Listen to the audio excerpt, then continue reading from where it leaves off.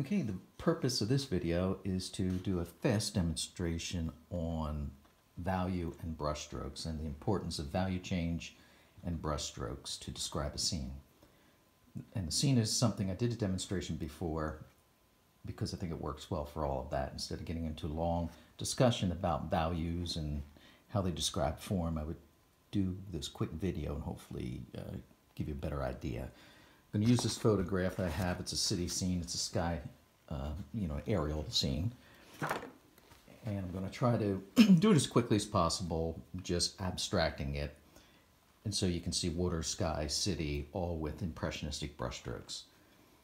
What I did already with this is I want to get the sun coming through the sky. I don't have to do this on all the paintings, but in this particular case, I want to get that, much like this photograph, the sun coming through. So I put a drop of mask fluid. For those of you who don't know what it is, it's similar to glue. It'll stay in that spot. I did do a few strokes in the city, but not many. That can get overdone. It's easier to do with a brush probably. But my first step I'm going to do is the sky. I'm going to do it almost in this bullseye style painting where I go around in yellows and reds and oranges and blues, get it real wet and let it mingle and mix and bring that same color down into the water. So it's all done at once. So the sky and the water look similar. Then we put some reflections in the water. So this is actually pretty small scale. And a lot of times I make up the paint and have separate brushes ready to go with the paint on it, so I don't have to keep dipping. It'll save me some time. So I'm going to hopefully use those brushes without having to dip back into different colors and clean them. Get out the squirt bottle and wet that entire paper, the whole thing.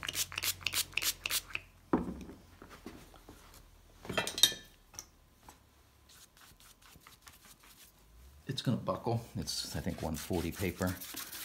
It's okay. Hopefully it doesn't buckle too bad, but buckling is part of it. This will be white where that little blob is, so around it's going to be my yellow. Hopefully that fades a little. Let's put the yellow, now I sped this up. Yellow, orange, red, all on the wet paper in a bullseye fashion. Then I come in on the edges with the blue. And I wet the whole thing after I get the color on there. There's kind of a bullseye shape. I wet it all the way through, bleed it around. Sometimes I only need to do it once. Other times I go over it a few times, only while it's wet. I don't go back in after it dries. So while it's wet, I can put some more blue, red, yellow in. Just trying to get the right red, blue, yellow glow going on. Now the paper's pretty wet, and at this point you'll see some buckling. All right, it's dry. I went and used a blow dryer. I dried it off. Here you can see the mask fluid. I'm going to pull that off and then soften with a stiff, clean, watered brush. I pull it off, take clean water, stiff brush, and just soften the edges. Go around, soften it, use a tissue, blot it off. Now I'm going to come in and do the background with a blue-gray, lightened down for a light value. I re-wet the paper around the back to give it a diffused feel. I wet it, even sprayed it a little bit. So when I do the background in a light blue-gray, it kind of bleeds into the sky. And as I come forward, I darken it, go from a gray blue to a little brighter blue, changing the values here and there to give the impression that something's going on. Undulation, buildings, trees. And the whole idea of this quick study is to move forward and get the values darker and darker. It gives that illusion of depth. Now I'm working around the river that's coming through. I skip my brush here and there, leaving some white spots and light spots. Give the suggestion of buildings.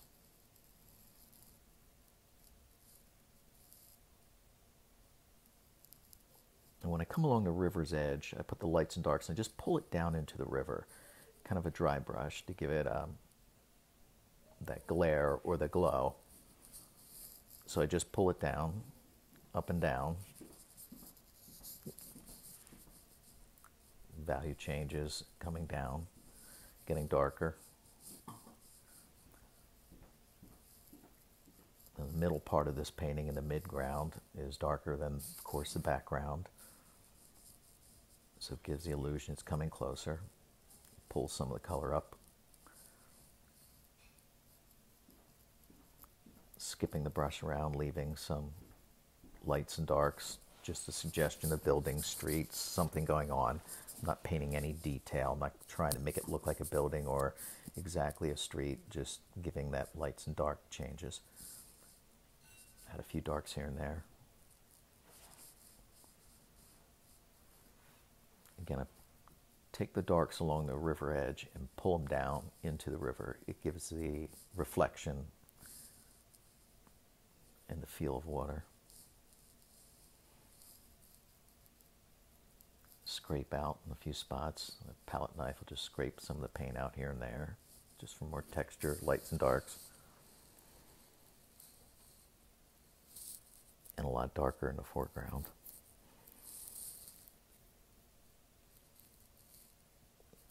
I'm going to dry it.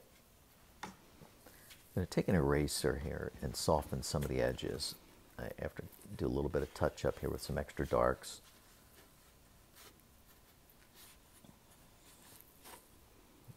Not really carefully planning it, just here and there with some dark paint.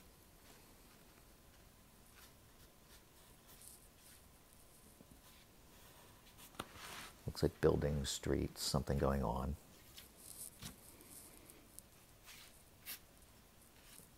A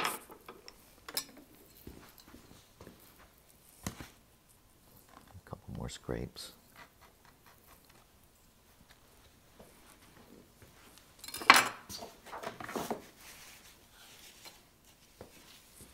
And clean up the tape just so I can get a better look at it. Wet the tape, pull off the paint. I have a stiff eraser. It's like a sandpaper. It's for ink. Scrub that around the sun.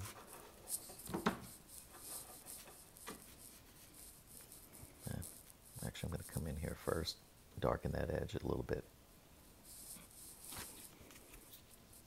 Just wanted to define the river.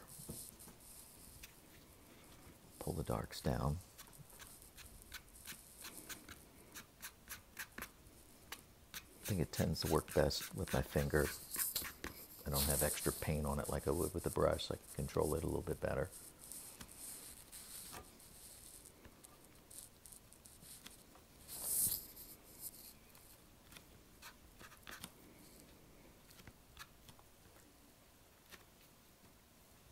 What I'm doing is just putting things in. They're not anything specific. Some dark buildings, shrubs, something along the river's edge. And what helps is as I put those darks in on the bank, I pull that dark down into the water, and that's what gives it the look of water. If it was just a plain bank all the way across, it would be a little boring. Now I get that eraser. I'm going to take a stiff eraser and just scrub out in spots. It's a dry eraser. It's a special eraser that you use for pens. You can pick them up, mostly art stores. It's hard to find them in like Staples and that sort of place. I'm just scrubbing over. It's like using sandpaper, but very lightly. It doesn't mar the paper. Going over the light, just softening the edges, and bringing it down into the water. I did speed it up. Sorry about that. But you can see I can scrub out just a little bit and lighten some areas with it. I will slow this down at the end so you can see it. But I'm just going over it real fast with the eraser. And there you can see the end.